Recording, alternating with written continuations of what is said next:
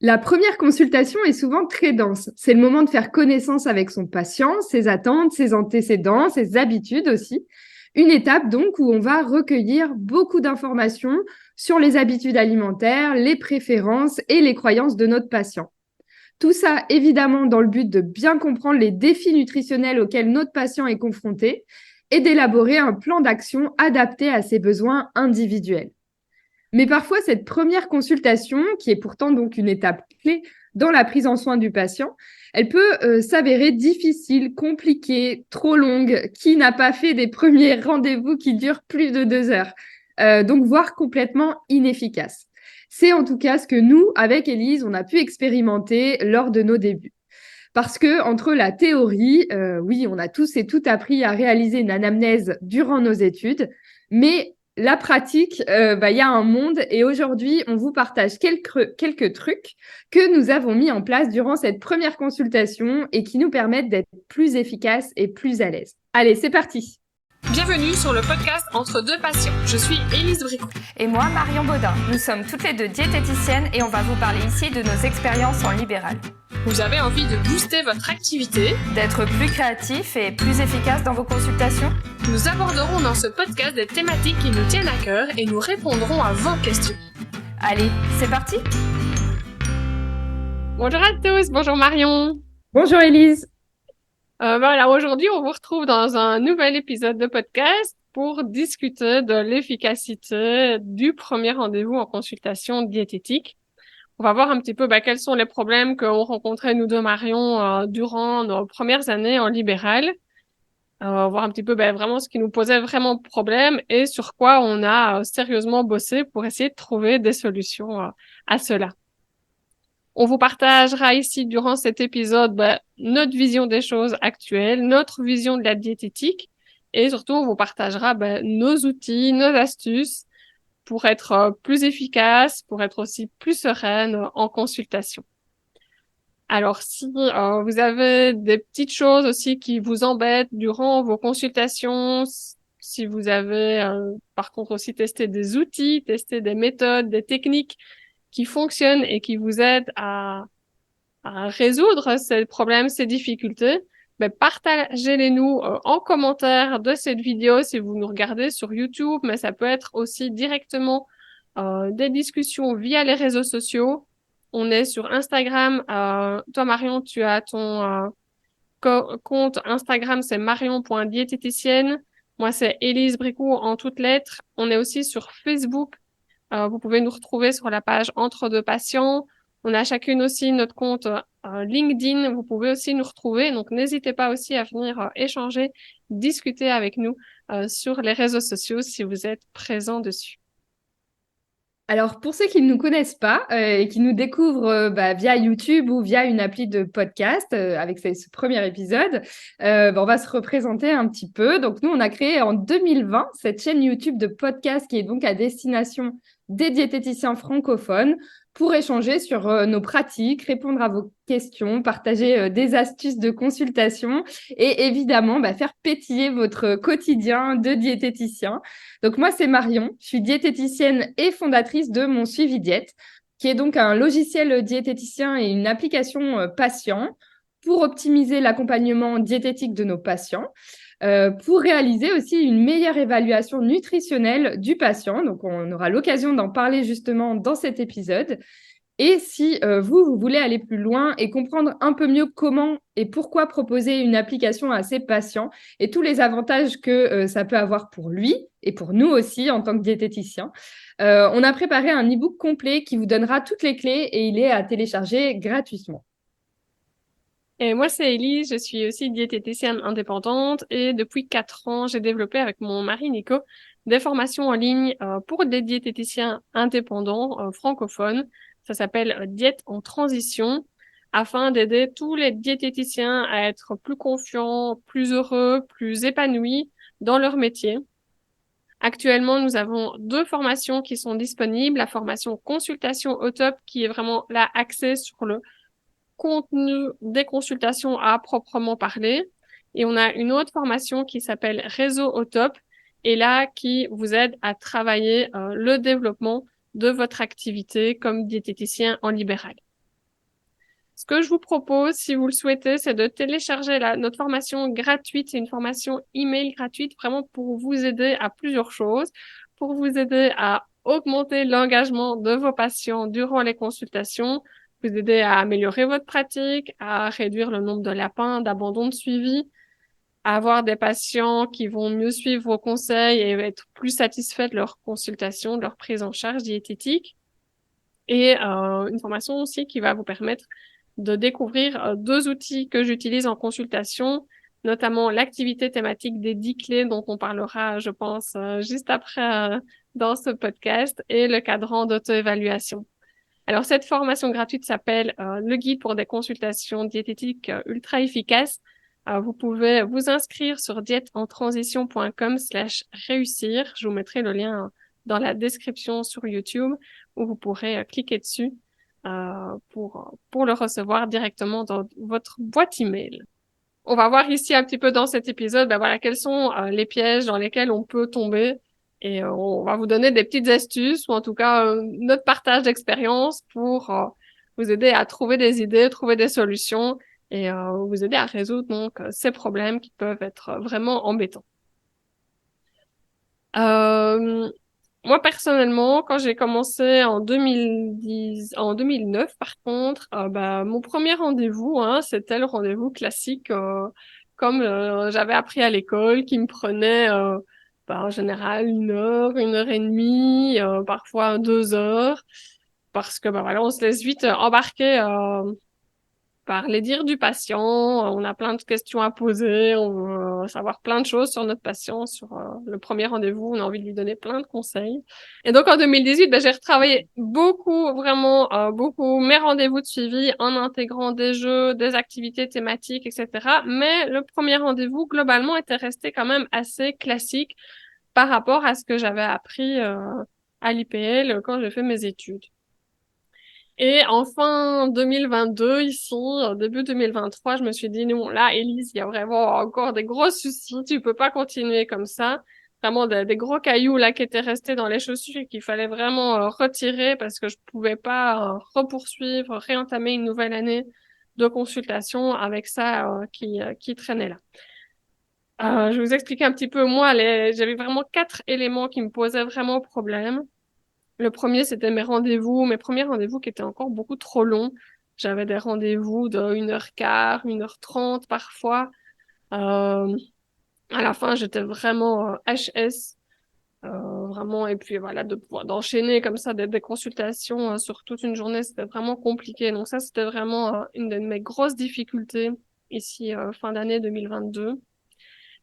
J'utilise l'application Mon Suivi Diète, mais j'avais encore certaines déceptions de voir des patients qui n'arrivaient pas à bien l'utiliser, qui n'encodaient rien dessus, et moi de ce fait-là, qui n'avaient pas suffisamment de données, de recueil de données non plus que pour utiliser et pour les aider dans leur consultation. Donc j'étais quand même hyper frustrée à cause de ça.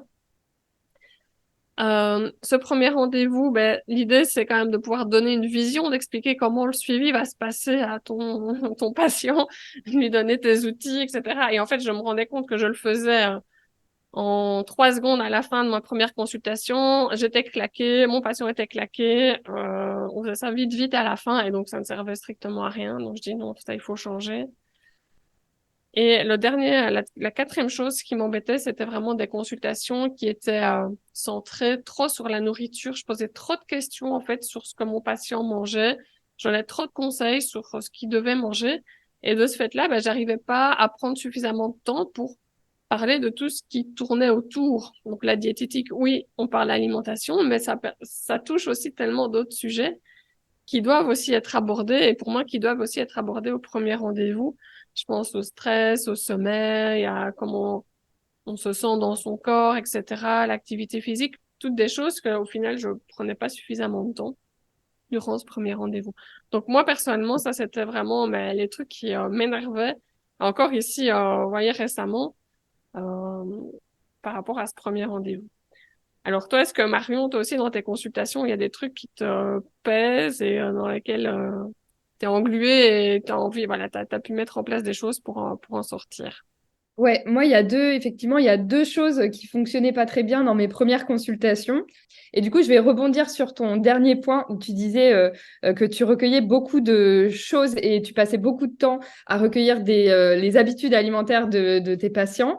Et c'est vrai que si je me rappelle de mes premières consultations, donc en 2007, je travaillais avec une équipe de diététiciennes, donc on avait créé un questionnaire commun où donc ils tenaient 2 pages, quoi. Ils vont récolter des infos hyper précises sur les habitudes du patient.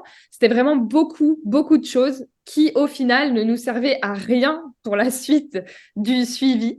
Et donc, j'ai ce souvenir-là d'une première consultation longue, déjà, effectivement, mais aussi qui se transformait souvent un peu en questionnement du patient sur des trucs hyper précis. Il y avait combien de légumes et combien de quantité d'huile. Voilà, des choses très, très techniques, très, très précises qui finalement laissent peu de place aussi pour créer un environnement confortable pour le patient, non jugeant aussi, parce que directement on se place dans cette position de alors vous faites quoi à la maison exactement. Donc c'est voilà des consultations un petit peu comme ça directives finalement où on crée pas vraiment d'alliance avec le patient. Donc ça, c'est effectivement quelque chose que j'ai changé sur mes premières consultations. Et puis, il y a une deuxième chose aussi, je me suis rendu compte que finalement, quand on interrogeait le patient en première consultation sur ses habitudes, quand on fait un rappel des 24 heures ou même sur la semaine, en fait, c'était très différent de ce qu'on pouvait recueillir après dans un journal alimentaire. Donc, en fait, la première consultation apportait des éléments qui n'étaient pas du tout représentatifs de mon patient, qui n'étaient pas contextualisés non plus. Donc, en fait, on se retrouvait avec des infos comme ça dont on ne faisait pas grand-chose parce qu'en fait, les données qui arrivaient après contredisaient un peu ou apportaient en tout cas des explications qui donnaient un éclairage différent sur la première consultation. Donc ça aussi, c'est quelque chose qui me bloquait un peu dans ma première consultation, de passer du temps sur un recueil de données très précises sur l'alimentation, des données qui vont pas nous servir forcément après, et aussi ce truc de, en fait, pas vraiment ce que fait le patient à la maison. Est-ce que c'est parce qu'il se sent pas à l'aise pour être plus précis, pour partager plus de choses? Est-ce que c'est parce que aussi il se souvient que des 2 derniers jours et en fait ça représente pas son quotidien? Donc voilà, c'est vraiment les deux petits points que tu signalais aussi un petit peu, qui moi me bloquaient dans mes premières consultations. Ouais, tout à fait d'accord avec toi, Marion. Moi, si je résume un petit peu ici ce qu'on vient de dire, nous, je pense comment on le vivait, ce genre de consultation, on n'était pas super à l'aise de les faire, hein, d'accueillir un nouveau patient, parce que voilà, si on sait qu'on va être hyper épuisé à la fin, si on sait qu'on va pas être en confiance non plus devant son patient, parce que il y aura des petites choses qui vont nous embêter, ça va impacter la confiance du patient envers son diététicien. Et parce qu'il va se sentir qu'on va le questionner, qu'on va lui poser 50 millions de questions, qu'on va faire tout vite, dans le stress, dans la précipitation. Et donc à la fin, personne ne sera satisfait de la consultation. Et je pense que c'est une des raisons aussi de pourquoi on a plus facilement des suivis qui tombent à l'eau, des patients qui abandonnent leur suivi diététique, qui viennent à un rendez-vous, 2 rendez-vous, et puis qu'on ne voit plus, qui se perdent dans la nature. Et donc, clairement, ça peut être aussi une des raisons de pourquoi on peut avoir une baisse de patientèle aussi dans ces consultations. Alors, nous, ici, avec ce podcast, ce qu'on veut, on est là pour défendre notre métier de diététicien, pour aider aussi à redorer l'image de notre profession. Mais surtout, on est là pour vous aider à retrouver du plaisir dans vos consultations, à ce que vos consultations soient fun, soient agréables, soient efficaces et que vous soyez super fiers de vos suivis diététiques, des suivis que vous proposez à vos patients. Alors pour cela, on va vous expliquer un petit peu nous les solutions qu'on a pu mettre en place au sein de chacune, au sein de nos consultations. Je peux peut-être commencer moi par expliquer ce que j'ai décidé de faire. Moi, la première chose, vraiment, le choix le plus logique et le plus réfléchi par rapport aux problèmes que je rencontrais, ça a été de supprimer l'anamnèse alimentaire. Cette anamnèse prenait trop de temps dans ma consultation, prenait trop de temps dans mon premier rendez-vous. Et clairement, c'était ça qui m'épuisait en fait à la fin de la consultation. Donc, comme tu le disais, Marion, bah oui, ça t'aide un petit peu à savoir ce que ton patient mange, mais est-ce que c'est significatif ce qu'il va te dire? Voilà, on n'en est pas certain. Et par contre, clairement, ça va pas m'aider à connaître mon patient en profondeur. Quelles seront ses croyances? Quelles seront les choses qui seraient vraiment prêts à changer? Quels sont ses autres comportements, ses autres habitudes en dehors de ce qui se passe dans son assiette? Mais en prenant du temps pour l'anamnèse alimentaire, je sais pas répondre à toutes ces questions-là. Donc la première, moi, vraiment, mon grand conseil, ça a été de supprimer l'anamnèse alimentaire.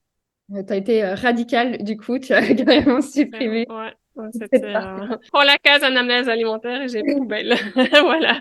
Ok, on verra ce que tu as mis en place du coup après. Alors peut-être il y a un peu de nuance à apporter. Il y a peut-être certaines situations qui vont nécessiter une analyse plus précise de l'alimentation. Mais dans tous les cas, je pense que c'est intéressant de ne pas perdre de vue que le patient, il doit se sentir à l'aise pour pas fausser en fait la réalité. Donc il doit se sentir à l'aise pour partager ce qu'il fait au quotidien. Et donc, cette première évaluation, elle va toujours être quand même à affiner après. Parce que même s'il sent à l'aise de partager ses habitudes, ça va pas être totalement représentatif. Il faudra y revenir dessus. Et voilà, je pense que c'est important de garder quand même ça en tête, que c'est pas gravé dans le marbre et que voilà, le patient nous a dit ça, donc il fait ça. Et donc ça peut être intéressant de reprendre, en fait, si on fait une enquête alimentaire, de supprimer tout ce qui sert à rien. Comme je disais, moi, j'avais vraiment un questionnaire de 2 pages. C'était un peu ridicule et il y avait plein de questions qui n'étaient pas intéressantes pour certains patients, intéressantes pour d'autres. Enfin, en fait, à adapter quoi, à chaque patient, chaque motif de consultation. Et en fait, on faisait le même questionnaire pour chaque patient. Donc, revoir cette enquête alimentaire et supprimer ce qui n'est pas nécessaire. Laisser la place aussi vraiment aux questions ouvertes qui vont permettre aux patients de s'exprimer plus librement, d'obtenir des informations du coup plus détaillées sur ses habitudes, sur les préférences du patient.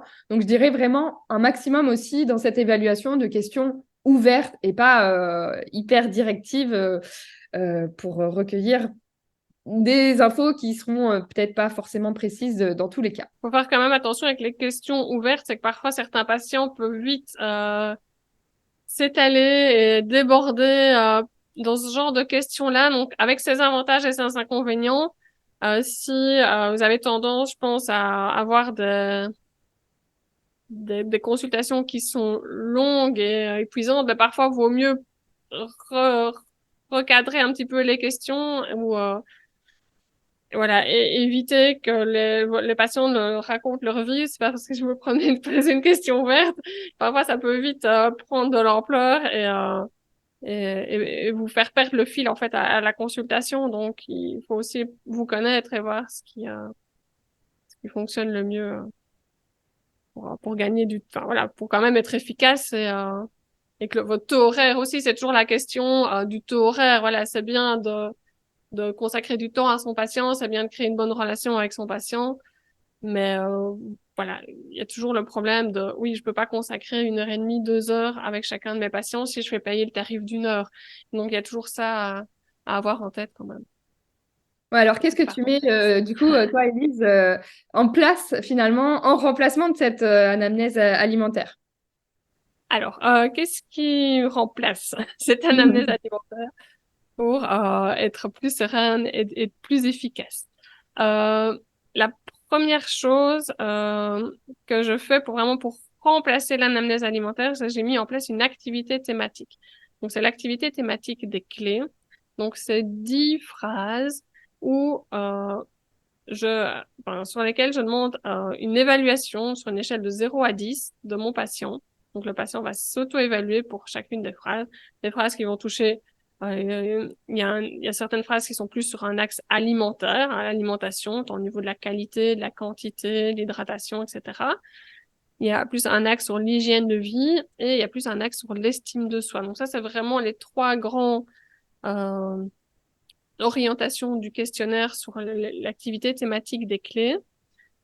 Et donc, mon patient va s'évaluer un petit peu sur voilà, quelle est sa position là en début de suivi et va m'expliquer en 2-3 mots pourquoi est-ce qu'il trouve qu'il est à 2 sur 10 par rapport à son hydratation. Et là, j'en saurai plus, je saurai qu'il boit des boissons énergisantes le matin à la place de prendre un petit déjeuner. Je saurai qu'il n'arrive jamais à boire sa gourde d'1 litre tous les jours. Je saurai qu'il carbure au café. Donc là, il va me donner des précisions sur ce qu'il mange ou là sur ce qu'il boit par rapport à certaines choses qui lui posent problème et qu'il sait déjà. Les patients savent en général ce qui pose déjà problème. Et puis, en fonction de sa demande première, on peut quand même insister, on peut quand même reposer des questions plus précises pour amener une vigilance, une attention sur une information dont on aurait besoin, nous, en tant que diététicien. Donc ça, c'est vraiment un gros changement que j'ai pu mettre en place. Mais avant de faire cette activité thématique des clés, j'avais expliqué tout à l'heure que j'expliquais à la fin de la première consultation de manière très rapide comment allait se passer le suivi, quels sont les outils, notamment mon suivi diète qu'on allait utiliser ensemble. Et ça, je faisais vraiment à la toute fin, juste avant le paiement. C'était vraiment n'importe quoi. Et que maintenant, je le fais vraiment entre 15 et 30 minutes, vraiment au début de la consultation. Je montre l'application, mon suivi diète à mon patient, j'explique comment le suivi va se passer, je lui donne son dossier diététique. Donc, tout ça, c'est vraiment fait au début de la consultation où le patient est encore vraiment hyper attentif et hyper réceptif. Et petite nouveauté, je teste là depuis quelques semaines, le fait de faire installer l'application avant la consultation. Donc, comme ça, je gagne aussi vite 5 minutes, en fait, parce que ça prend vite 5 minutes d'installer l'application. Et donc, je gagne déjà un petit peu de temps. Donc, mon patient arrive déjà avec l'application sur son téléphone. Il a déjà pu, pour certains, un petit peu la découvrir. Et alors, je teste aussi la nouvelle fonctionnalité qui est le questionnaire que j'envoie à mon patient aussi avant son premier rendez-vous, donc avec quelques questions plus administrative, même voilà son adresse, le nom de son médecin, comment il m'a découvert, donc, le canal de découverte que j'appelle ça. Je lui demande de noter ses médicaments, ses problèmes de santé, l'évolution de son poids, ses attentes par rapport au suivi, donc ce qu'il veut pas. Donc toutes des informations que je lui aurais quand même posées lors de la première consultation, mais qu'il peut ici déjà remplir avant le premier rendez-vous. Donc, ça l'engage déjà avant de venir à son premier rendez-vous déjà à certaines choses. Je trouve que c'est un côté rassurant aussi peut-être pour ceux qui nous écoutent, qui n'ont pas encore fait des consultations et qui veulent se lancer. C'est un côté rassurant. Moi, c'est quelque chose, je pense que j'aurais bien aimé avoir au tout début de ma carrière. C'est vrai que c'était quelque chose que je flippais quand même assez fort de dire mince, si j'ai un patient là qui arrive et qui me dit qu'il a tel ou tel problème de santé et que je sais plus ce que c'est ou je sais pas ce que c'est cette maladie-là ou qu'il me dit un médicament et que je sais pas à quoi ça sert. Voilà, j'étais vraiment un peu angoissée par rapport à ça. Et je pense que ici, le fait de le savoir avant, si le patient a bien rempli déjà tous ses problèmes de santé, tous ses médicaments, ça peut être hyper rassurant, surtout quand on débute en tout cas. Donc, je vous invite à mettre en place ça si vous ne le faites pas encore. Et moi, j'utilise aussi beaucoup les échelles d'évaluation. Tu parlais de ça tout à l'heure, de ton activité thématique des clés. C'est vrai que je trouve que d'utiliser des outils comme ça, ludiques, pour déjà, dès la première consultation, impliquer le patient, pour mieux comprendre son fonctionnement, comme tu l'expliquais, plutôt que lui demander la consommation précise de telle ou telle chose, de lui demander comment il s'évalue et pourquoi c'est pas la note maximale, pourquoi c'est la note la plus faible. En fait, tout de suite, on comprend en fait ses croyances. Déjà, ça met beaucoup en évidence ses croyances. Des fois, ils vont nous dire ce qu'ils ne pensent pas bien faire, qui est pas forcément qui peuvent être des croyances. Et donc, tout de suite, on va pouvoir déconstruire ce genre de choses. On va pouvoir en savoir plus aussi sur leurs connaissances, sur leurs pratiques, leurs représentations. Enfin, je trouve que c'est un exercice hyper intéressant et où tout de suite, on va creuser un peu et on va recueillir des informations qui, là, sont plus exploitables et plus ancrée aussi dans la réalité du patient, voilà, moins faussée que l'anamnèse alimentaire. Donc ça, c'est une chose que je fais aussi régulièrement depuis un moment dans mes premières consultations et qui change clairement la première consultation, quoi. C'est ce qui permet vraiment d'avoir des infos beaucoup plus précises. Oui, puis de voir aussi l'évolution au fur et à mesure du suivi, c'est ça aussi qui est gai, de pouvoir se dire, ah bah voilà, vous étiez à tel chiffre à la première consultation, au 6e rendez-vous, bah combien est-ce que vous êtes, et donc de pouvoir faire un peu un avant-après par rapport à ces échelles. Complètement. C'est cool. Et puis après, parce qu'on dit on va pas forcément, dès la première consultation, analyser en détail les habitudes alimentaires, bah, finalement, j'utilise évidemment aussi mon suivi diète. Et en fait, tout de suite, mon suivi diète, ça permet de mieux comprendre le patient, d'avoir des infos beaucoup plus précises sur les quantités consommées, si on lui demande de mettre des photos, par exemple. Les trackers qui peuvent être personnalisables, bah, là aussi, on va pouvoir faire travailler le patient, on va pouvoir avoir des infos plus précises sur certains comportements, certaines choses qu'on a déterminées ensemble. Donc, en fait, c'est cet exercice-là qui va se faire entre la première et la deuxième consultation, puis tout au long du suivi, qui va fournir ces informations beaucoup plus précises sur ce que fait le patient au quotidien. Et du coup, ça nécessite, par contre, effectivement, en première consultation, tu disais aussi de bien expliquer à quoi va servir l'outil, parce que les patients, quand même, quand on leur parle de journal alimentaire, ils peuvent être parfois un peu réticents à noter ce qu'ils mangent. Donc, leur faire comprendre que nous, ça va nous aider pour la consultation de suivi, pour bien comprendre comment ça se passe à la maison, mais que c'est aussi un exercice pour eux qui va leur permettre de voir ce qui fonctionne, voir ce qui fonctionne moins bien, ce qu'ils arrivent à mettre en place ou pas. Donc, ce temps-là, il est quand même important, je trouve, en première consultation pour que le patient il s'engage après à faire les exercices proposés les fois d'après, quoi, et que ce soit utile au moins entre la première et la deuxième consultation, qu'on arrive à recueillir toutes ces données-là. Donc voilà, c'est aussi un petit temps à prendre sur la première consultation, mais qui fait qu'on a des données plus précises ensuite via l'appli, quoi. Tu as très bien résumé l'utilisation de l'outil et comment remplacer cette anamnèse alimentaire qui n'est ni agréable pour le diététicien, ni agréable pour le patient, et qu'on veut, voilà, et on veut vraiment quelque chose d'efficace pour avancer dans le suivi et pour apporter des changements le plus facilement et le plus rapidement à notre patient. Oui, finalement, Donc, c'est vraiment, on revient à cette anamnèse alimentaire qui prend beaucoup de temps en première consultation et qui, des fois, n'est pas forcément efficace et intéressante, en fait, pour la suite, qui n'est pas forcément une bonne relation avec le patient, en tout cas, un climat confortable pour le patient. Après, évidemment, tout dépend comment on le fait, mais voilà, c'est en tout cas peut-être à repenser, à faire différemment. Et c'est difficile parce que c'est quand même, c'est un peu la base qu'on apprend à l'école, donc ça demande de remettre en question sa pratique, mais on se rend compte en fait qu'avec des petits exercices, des outils différents, on arrive à avoir une qualité de consultation plus efficace, d'engager davantage le patient et sur le long terme, on y gagne et évidemment le patient il gagne aussi, quoi. mhm. Ouais, ouais, c'est moins énergivore pour nous aussi. On peut avoir des consultations plus courtes. On a moins de travail aussi en dehors des consultations. C'est vrai qu'on l'a pas abordé, mais le fait de ne pas faire d'anamnèse, implique de ne pas faire de plan alimentaire, de ne pas faire de compte rendu et tout ça derrière. Donc, on gagne aussi quand même pas mal de temps. Clairement, le patient est beaucoup plus impliqué, beaucoup plus engagé dans son suivi en utilisant cette méthode-là.